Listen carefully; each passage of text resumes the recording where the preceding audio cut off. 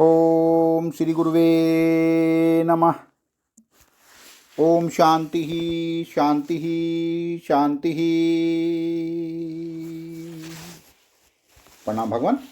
भगवान अभी हमारा सत्संग मुंडक सुधा मुंडक उपनिषद प्रवचन श्री स्वामी अखंडानंद सरस्वती जी महाराज द्वारा विरचित और स्वामी जी ने प्रवचन के माध्यम से व्याख्या की है। प्रवचन नंबर 18, मंत्र नंबर 8 to 10। सब परमात्मा से सब परमात्मा। स्वामी जी किस तरह से बताते हैं मंत्र के माध्यम से। सप्त प्राणा परभवंती तस्मात् सप्त अर्चिष समिज्ञ सप्त होमा सप्त इमे लोका ये सुचरंती प्राणा गुहास्या निहिता सप्त सप्त। आपको यह स्मरण होगा कि इस मुंडक के दूसरे मंत्र में यह बात कही गई है कि जो आत्मा परमात्मा है यह सबाह्य व्यांतरोह्याद है।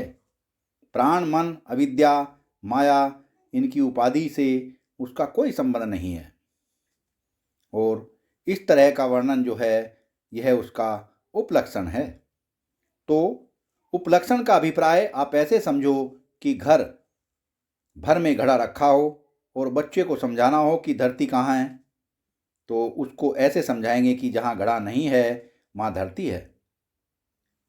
घर भर में घड़ा रखा है और जहाँ घड़ा नहीं है वहाँ धरती है, तो जहाँ घड़ा नहीं है वहाँ धरती है। यह क्यों समझाया गया कि बच्चा घड़े को ठीक ठीक समझता है। जब घड़े को समझता है तब धरती को समझाने के लिए कहा गया कि जहाँ घड़ा नहीं है वहाँ धरती है। तो यह विश्व सृष्टि जिसकी दृष्टि में भरी पड़ी है उसके लिए ऐसे समझाते हैं कि जहाँ सृष्टि नहीं है वहाँ ब्रह्म है। वाह भगवान वाह। क्योंकि अभाव ज्ञान जो है वह प्रतियोगी ज्ञान सापेक्ष होता है। उसका मतलब यह होता है कि जिसको घड़ा मालूम है उसी को घड़े का अभाव भी मालूम पड़ता है। तो घट और घट अभाव, चश्मा और चश्मा न होना, घड़ी और घड़ी न होना, किताब होना और किताब न होना, ये दोनों परस्पर सापेक्ष हैं। तो यह किताब ब्रह्म है। अगर इस तरह से बात समझाई जाए तो क्या दोष आवेगा कि ब्रह्म एकांकी हो जाएगा कि जब सृष्टि होवे किताब होवे तब तो ब्रह्म अर्थात वरना नहीं है। और यदि यूँ समझा देंगे कि किताब नहीं रहने पर ब्रह्म होता है तो किताब का रहना और न रहना ये दोनों उपाधि और उपाधि से निरपेक्ष ब्रह्म। तो जब उस ब्रह्म की पहचान हो जाएगी तो किताब का होना न होना, घड़े का होना न होना दोनों ब्रह्म हो जाएगा। इसलिए पहले सृष्टि का निषेध करके प्रलय का निरूपण करते हैं कि प्रलय का जो अधिष्ठान है सो ब्रह्म, प्रलय का जो साक्षी है सो ब्रह्म, प्रलय का जो प्रकाशक है वह स्वयं ब्रह्म, स्वयं प्रकाश ब्रह्म। तो यह उपलक्षण हुआ। उपलक्षण हुआ माने यह दूर से ही ब्रह्म के पास रहकर ब्रह्म को समझाने वाली जो चीज़ है उसको उपलक्षण बोलते हैं। लक्षण माने लखाने वाली चीज़, जिससे चीज़ लिखी जाए और पास रहकर लखावे।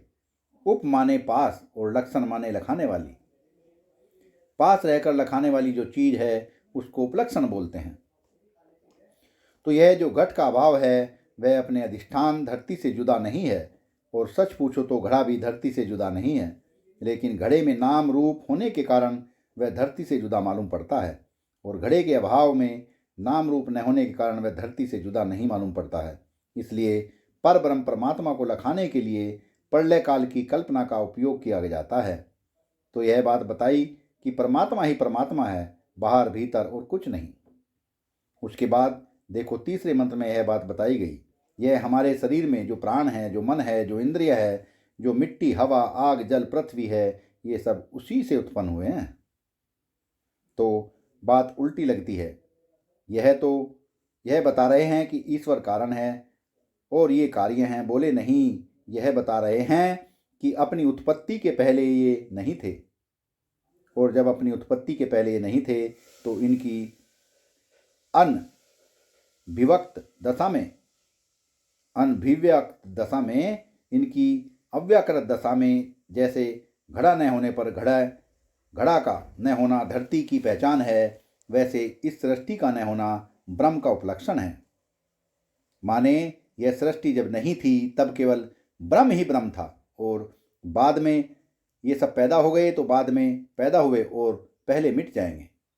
तो इनकी दशा क्या हुई? जैसे आपके जीवन में कोई सपना आया और मिट गया, लेकिन आप तो आप ही हैं, सपना आया और मिट गया। इसको ऐसे समझो, एक बार जादूगर आया, मैंने जादू के बहुत देखे हैं, आओ देखो, चल रे चल, ऐसे मारा और फट से एक अनार गिर पड़ा। अब वहाँ अनार का पेड़ नहीं, अनार का बीज नहीं। अच्छा, थोड़ी देर बाद वह अनार गायब हो गया। तो क्या हुआ? आकाश में अनार पैदा हुआ और मिटा कि नहीं? वह दिखाई पड़ा और मिट गया। तो जैसे जादूगर कोई चीज़ आसमान में दिखा दे और वह मिट जाए, जैसे आकाश में जब बादल छा जाते हैं वर्षा ऋतु में सायकाल, आप देखो हाथी घोड़ा, शंकर जी की बारात, शिव जी की मूर्ति, लक्ष्मी नारायण, इंद्र, अप्सरा, गंधर्व सब दिखाई पड़ेंगे, लेकिन थोड़ी देर बाद गायब। तो क्या पैदा हुए हैं? इसी प्रकार अनादि अनंत ब्रह्म में यह जो कोटि कोटि ब्रह्मांड की सृष्टि है, यह पहले नहीं थी और बाद में नहीं रहेगी, और बीच में जो दिखाई पड़ती है वह बिल्कुल जादू का खेल है। तो हमारे शरीर के भीतर भी और शरीर के बाहर भी यह पिंड भी और ब्रह्मांड भी।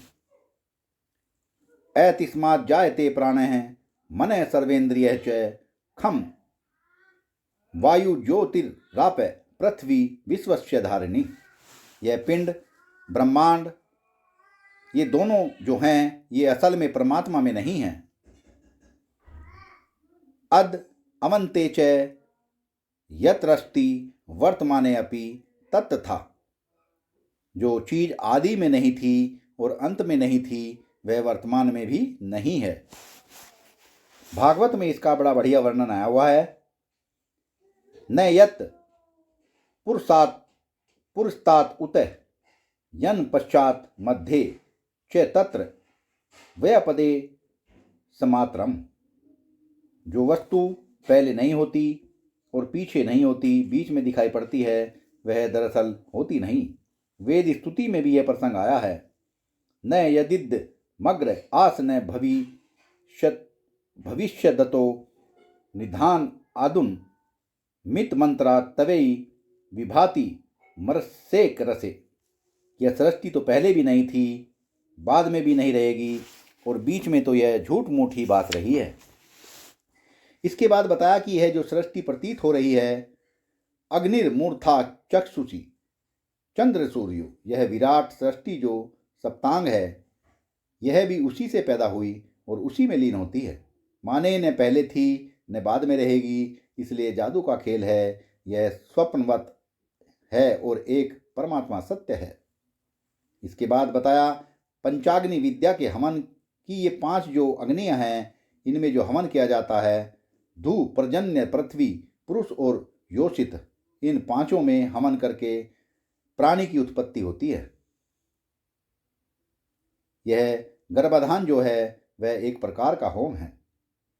प्राणियों की उत्पत्ति गर्भाधान से होती है। ये सारे प्राणी भी पहले नहीं थे, बाद में नहीं रहेंगे। ये भी जादूगर मूठ मारकर जैसे आसमान में पैदा कर दे, सेना दिखा दे, जैसे वैसे यह जादूगर ईश्वर ने, वह देखो रोशनी की मूठ मारते हैं पर्दे पर, और वह पर्दे पर क्या क्या तस्वीरें दिखाई पड़ती हैं। इसी प्रकार महाराज यह रोशनी के दृश्य में संस्कार मिला करके वह पर्दे पर फेंकते हैं, और क्या क्या तमाशा सिनेमा में दिखाई पड़ता है।